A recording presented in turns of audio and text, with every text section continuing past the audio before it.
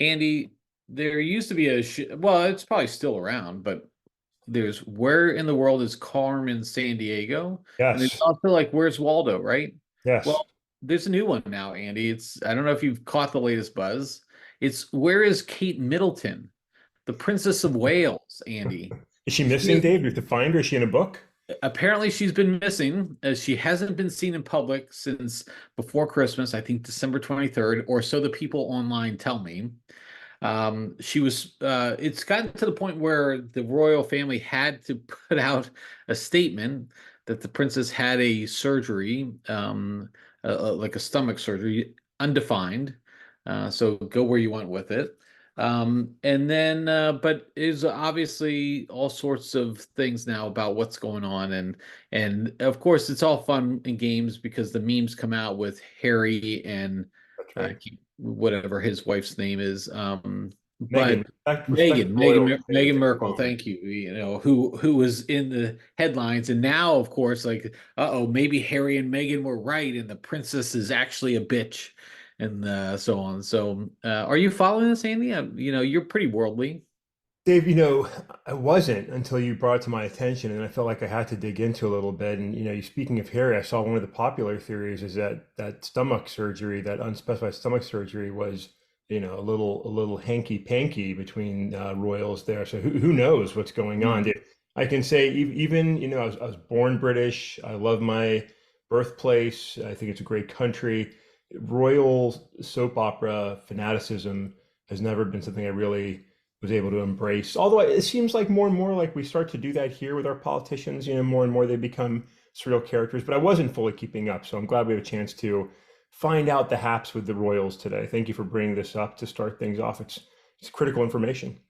Yeah, it is. It'll make your Wednesday a lot better, Andy, for sure. Yeah, I've never been a royal family person either. I know people are like obsessed with it, but I'm not sure what you're obsessed with. Like, what is the obsession with the royal family? I mean, is it because they live this glamorous lifestyle that now like a lot of people live? You can follow Elon Musk just as easily. I'm sure has more money than the royals do. I'm not sure what the thing is. I mean, I know the Netflix, I think it's a Netflix show, the about Crown. the Crown, that's what it is. See, I'm just not there, Andy. But the Crown is very popular.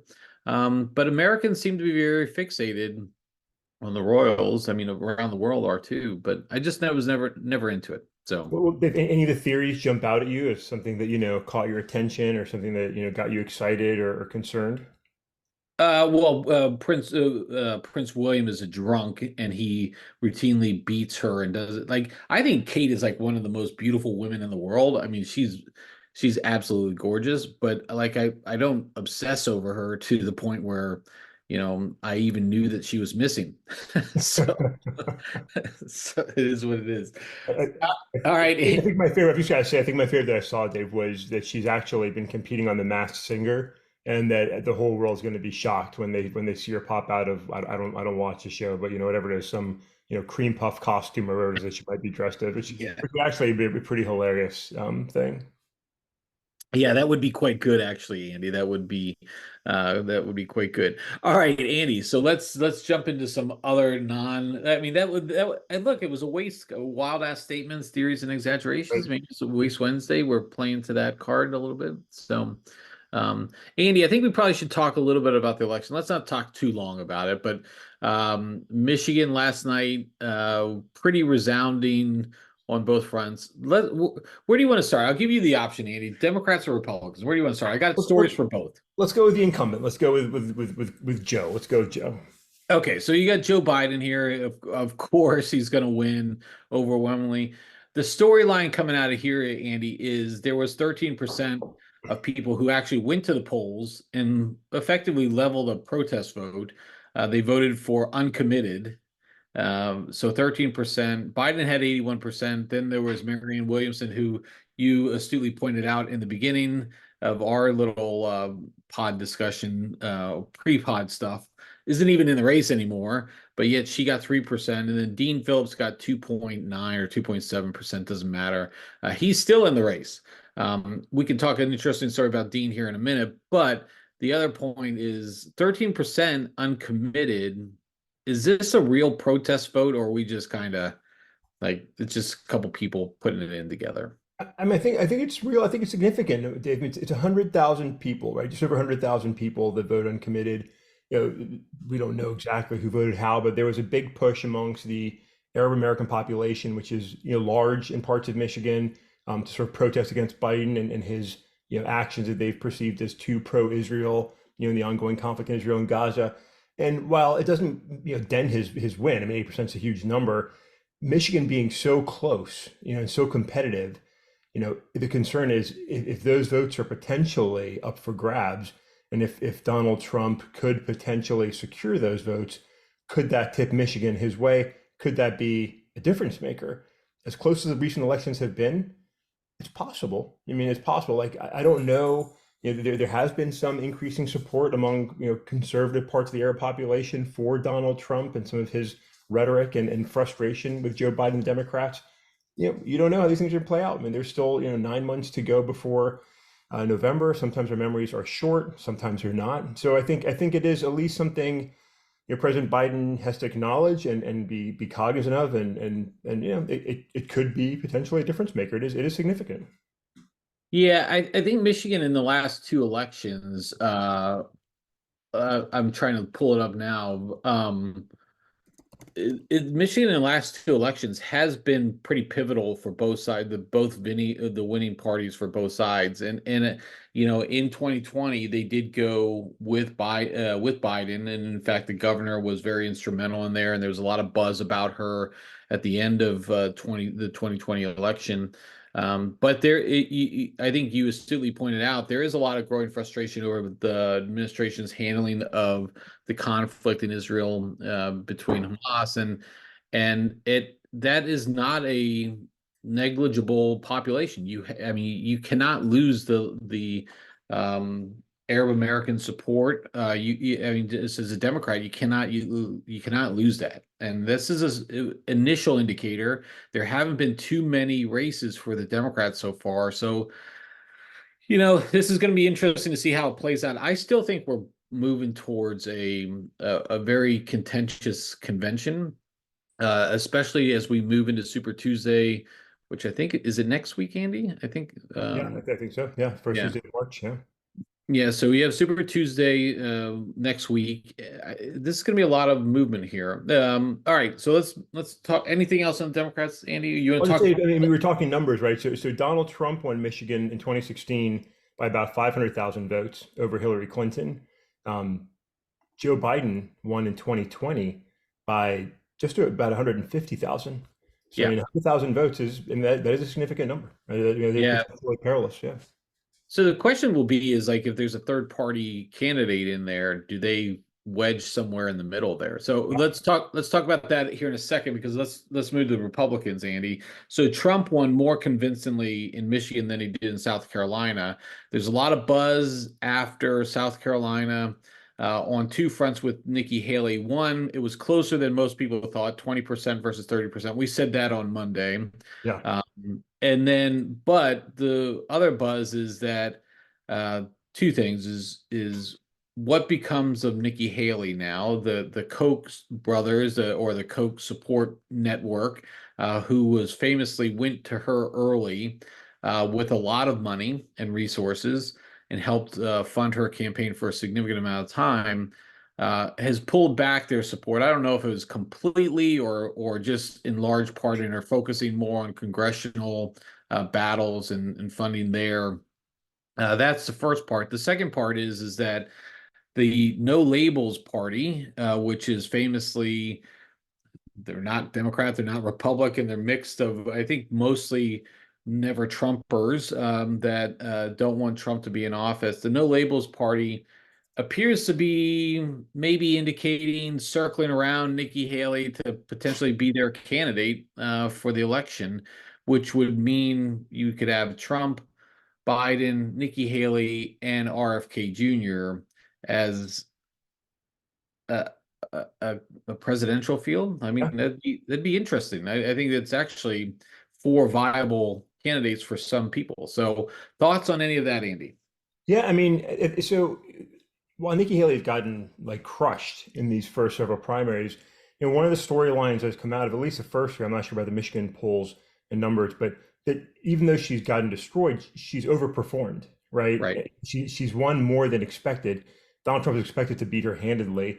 I wonder if the Koch backing was really, not anything more than just they weren't moving the needle, right? If their money wasn't changing the outcome, maybe stop spending the money, right? So if that might have been part of the rationale, but it's interesting that Nikki Haley has performed at least as well as expected or better, and it's been better in the first three states.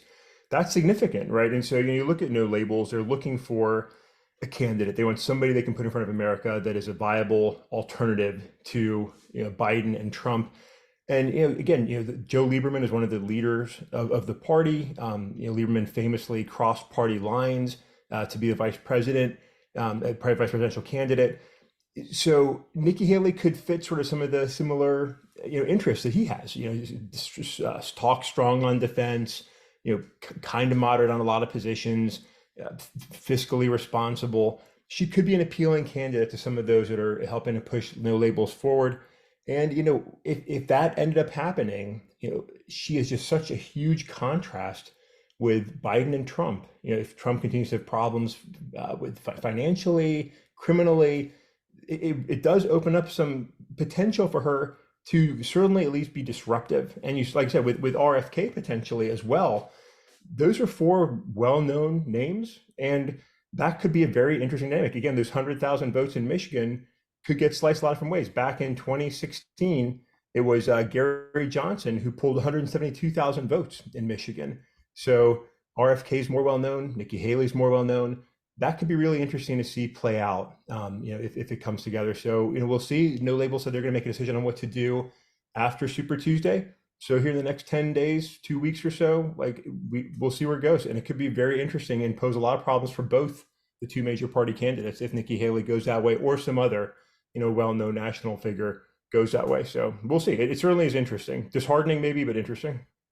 Yeah, because I mean, I think what the challenge with, you know, when it's one-on-one, Haley versus Trump, is that there's like it's really just for one part of it. But when you put it all in the mix with Biden involved there and RFK Jr., like, yeah, now you're looking at like what's going to get you to the presidency? Is it 30%? 30, I mean, what would get you there? 35%? I'm not really sure. I just know that there's a lot of having more options is a better opportunity, frankly. And if no labels can get on the ballot in all 50 states, because we already know RFK is being, I think this is it's going to make for a very interesting. I think it'd be a more enjoyable race if you have four people fighting it Yeah. out Yeah. than the two old people. And then I really think that Trump and Biden need to be concerned because again, what's that magic number going to be for getting elector? I mean, what is it normally? It's like 48%. I mean, 47%. Well, And it ends then up being the electoral vote, which is a whole nother story. We'll get into maybe another but day. yeah, right. Yeah. But I mean, I do think it's just going to be very fascinating to see how that all plays out and where do you pick and choose from there. So, okay. Any thoughts else on the election, Andy, at all? None, Dave. None, Dave. Time to move forward. Yeah, we do probably need to move forward. And Andy, a couple other interesting stories along the way. I get challenged on where to pick from because some of these things are very interesting. But let's go with this one, Andy. Apple yesterday abandoned their electric car project, which has been something that's been going on for, I guess, the better part of 10 years or so. Obviously, the big thing, Elon Musk was quick to go to X and give a little ribbing to Apple about how they've been how Tesla's been, of course. Obviously, Tesla's still the standard on this front, but Apple abandoning this after 10 years. Thoughts there, Andy? Well, and I think it kind of shows where the EV market is and where the future is. I think there's some talk that Apple's rerouting resources towards AI, that there's more potential there. I don't know that's wrong. I mean, there's huge potential in AI. Apple's been a leader in innovation. You think they could potentially do some really interesting things, and they see what Microsoft is doing and OpenAI, and there's some opportunity to catch up and do something different there. So I think that would be a logical sort of investment, sunk cost or sunk cost. And so 10 years is not the right path, time to pivot. But I think it shows where the EV market is too, to a certain extent. I mean, you mentioned Tesla, and I think the Tesla buyer is a certain type of buyer, right? They're buying a Tesla for a number of reasons, right? And not just the electric feature, because that's available now in a lot of brands, right? I mean, Ford's got electric cars, others have electric cars. But also EV sales have been down. And you've seen a lot of companies sort of change their production to reflect the fact that people weren't buying as many EVs as they thought they were going to. Well, I've got some states like one I like to pick on, which is California, mandating transitions to EVs. A lot of Americans said, "Hey, I don't know that I really want to make that transition yet," myself included. I mean, I was looking at that very seriously, not that long ago, and then came to the conclusion that I don't feel that's an investment I can make, because I don't think it's the right time. I just don't think the infrastructure is there. I don't want to deal with charging and the issues of batteries at this point. I don't think they're mature enough that I would be comfortable. So I think people are questioning it, and I think Apple and others are seeing that and saying, "Hey, maybe this isn't the future isn't now. Maybe maybe there's something else." And I think that's an interesting move. So I think it was probably a smart business decision by Apple, right? There's a lot of others in this space. I don't know that Apple needs to enter this space, and I don't know that the market is what it looked like 5 years ago. So it's an interesting move. It's a notable decision. I think probably a good decision. And I'll tell you, Dave, I'm looking to buy a car for the first time in 12 years. I'm finally looking to retire my very tired and true SUV for something else. And I'm not looking at an EV. I was, a couple years ago when I thought I was gonna make this move, I was looking at hybrids, and now I'm saying, you know what, give me gas, give me a car that I can be comfortable with. And that's probably where I'm gonna end up going. And I think a lot of other Americans are making similar decisions. Yeah, I find it interesting. The whole discussion. There's two things I find interesting. One, I think this idea that Apple, because they had the iPod or the iPhone, can just anything they touch, they're going to make better. Isn't always the case. I mean, they're still struggling. Like Apple, just because Apple's involved in something doesn't mean it's going to take off and go through, and it's going to be some amazing product. I mean, look at Apple TV. I mean, the box. I have one, but I mean, it's not that big of a thing. It hasn't revolutionized my Yeah. home system in any way. It's supposed to like connect all my home things together. That doesn't really work that way. It's a challenging market. So and look, I'm still out on this the Apple Vision thing, Vision Pro thing. I'm not so sure that's Reviews something haven't that been great. Reviews haven't been great.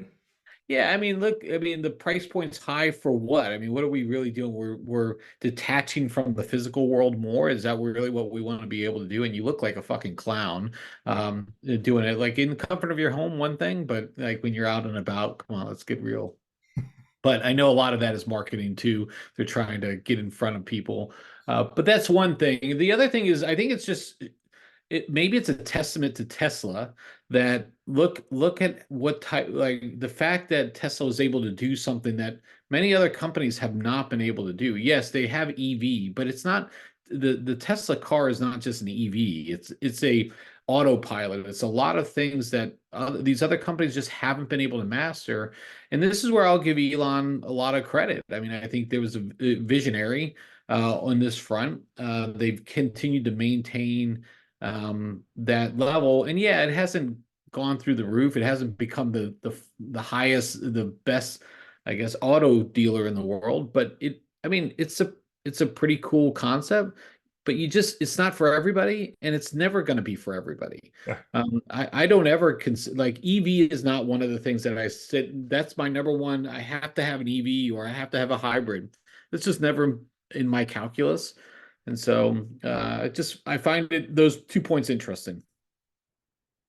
Yeah, I So think people buy a Tesla, I think, for the technology on wheels, right? It's a right. certain type of buyer. If you want to buy a technologically interesting and really ugly car, then go buy a Tesla Yeah. and drive it around. And I'll laugh at you every time I see your vehicle parked, as I do every time I do now. I personally think they're awful looking cars. I'll give Tesla credit. They successfully convince the government to subsidize their efforts to grow as they did. it was a smart business move. I personally don't care for the way that was done. Yeah, I don't think that should have been an investment with government money. To be honest with you, I think it's not not a good investment of our taxpayer money.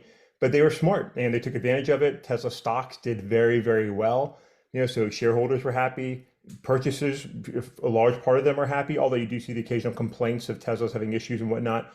We'll see how it goes now that sort of the market has settled a little bit more. Yeah, I don't know that Tesla's future is as bright as the last 5 years have been. But like I said, there is a specific market that I think will continue to be interested in that and other EV options, right? I mean, again, you can buy a Ford Lightning, a massive truck, also your house's backup generator. Interesting. I mean, interesting ideas for those that want to do that. But I think, I think there's a lot of Americans similar to what we're saying. They just don't really want to make that move right now, and will continue to pay ridiculously high gas prices for a little bit longer.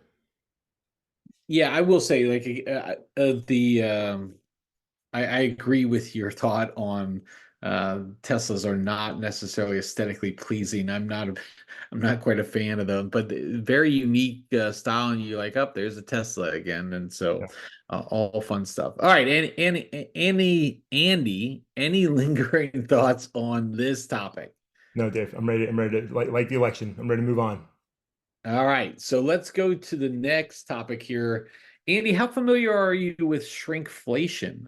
David, I like to talk about it, but when I get in a pool, sometimes I experience shrinkflation, and it's just something that I have to deal with. I mean, it's just reality for us. Is that what we're talking about this morning? Are we talking about pool shrinkage, or are you Uh, taking it somewhere else? to quote Elaine Bettis, is that a thing? It really happens? It shrinks? Classic Um, Seinfeld right there. Classic it, Seinfeld it, episode. it's one of the best Seinfeld episodes. If you haven't seen the shrinkage episode of Seinfeld, look. Well, let's just go side tangent, Andy. If you haven't watched Seinfeld, you probably shouldn't be listening to this podcast because everything about like Seinfeld is just amazing. Yeah, And there like it has been. I was actually at a lacrosse like kickoff party for my daughter's high school team little parent meeting, and we started talking about Seinfeld episodes and the fact that, I mean, when did Seinfeld end? Like 99, 98 or something, like, right or around then. Yeah, I'll check. yeah. Around then. So it's been about 25 years since the end of Seinfeld, and you could go back and watch those episodes today and feel just, I mean, you experience the same things. That's like the classic, the way that those episodes have just been structured. Okay, but neither here nor there. Shrinkage, Andy, or shrinkflation.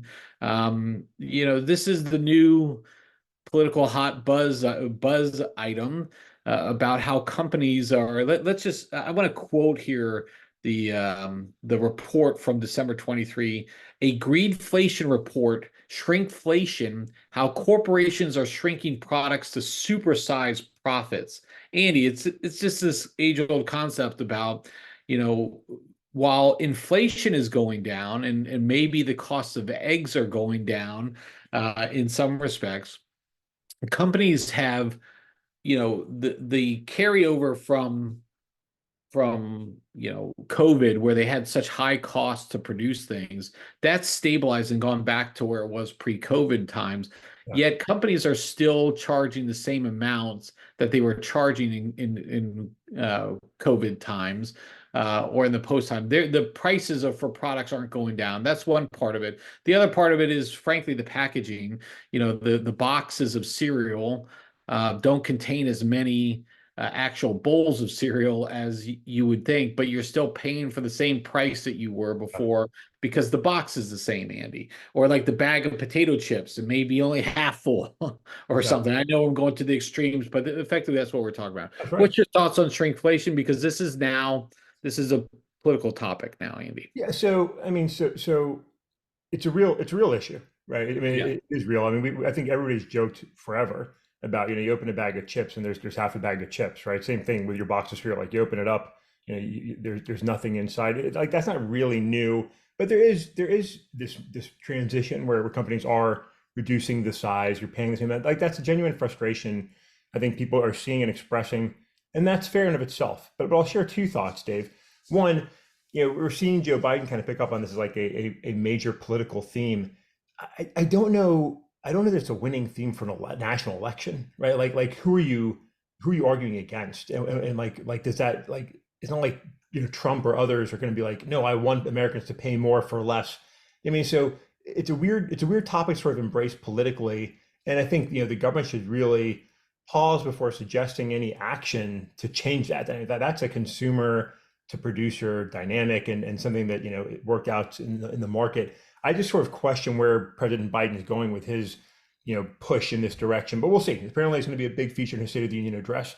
But Dave, if I can tell a quick story, and I'll try and go quick, so we're getting close on time. But this is not new, right? And so I'm a Domino's pizza enthusiast. I love Domino's pizza. I love all pizza. I'm completely open to all choices of pizza, but I love Domino's. I had two stints working there back in the 90s, right? When I was in high school, I made pizza. When I was in college, I made pizza. I drove, I supervised. Loved my entire experience. But there was a moment back around 95, maybe around that time, plus or minus, where we transitioned from a 17-inch large pizza to a 16-inch large pizza, right? Didn't say, in my mind, I might be an inch off in the measurements there, but if I recall, that's what it was, 17 to 16.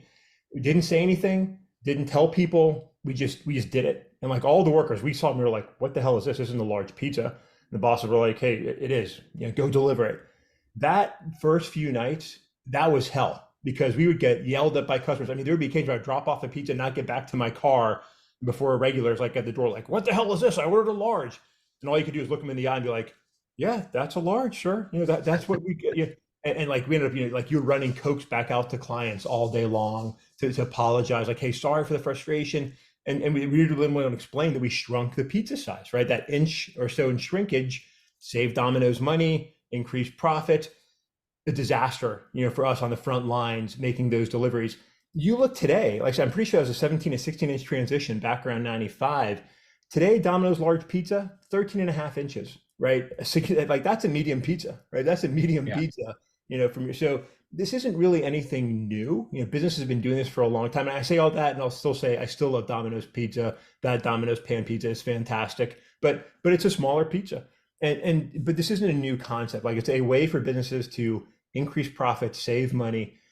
That's what it does. And you know what they're going to do? They're going to keep on making these adjustments as long as the market allows it. As long as we keep buying that half empty bag of chips, they're going to keep charging us for it, right? That's Yeah. how the market works.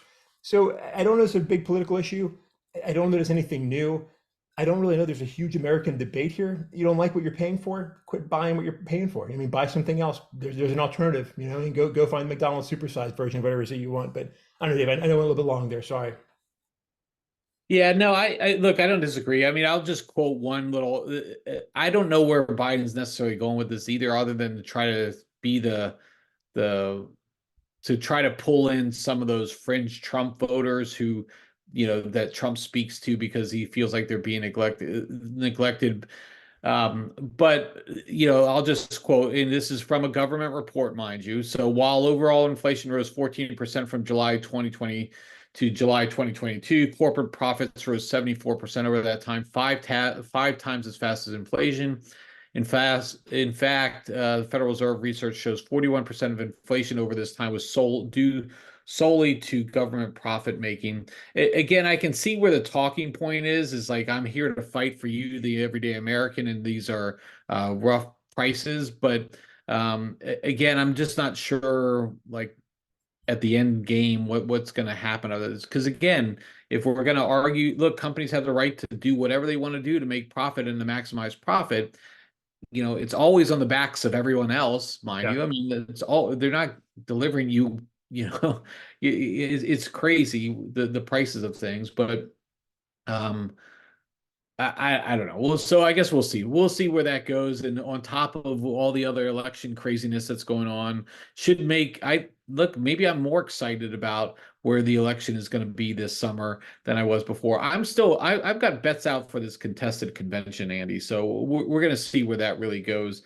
So Super Tuesday is going to be huge. But Yeah. Andy, any other thing you want to cover on this Wednesday? No, Dave, maybe we'll have to come up with a little pool, a little 2024 election pool of some kind and take some bets, maybe some election parlays we can set up or something. We'll take a look at that. Yeah, let's look at maybe we should go to like some of these websites that give odds on certain things, and let's look at some of those things Yeah. and And obviously, we don't condone betting, Andy, unless anybody's really, I, unless you're in a state that's legal to do it, right? So, I condone betting, Dave. I don't participate, but I condone it. You're welcome to bet if you want to. all right, Andy. With that, then I'm looking forward to Friday. So let's see what we got in store for weekend. Wrapping up the weekend there. Wrapping up the week. All right, Andy. I will catch you next time.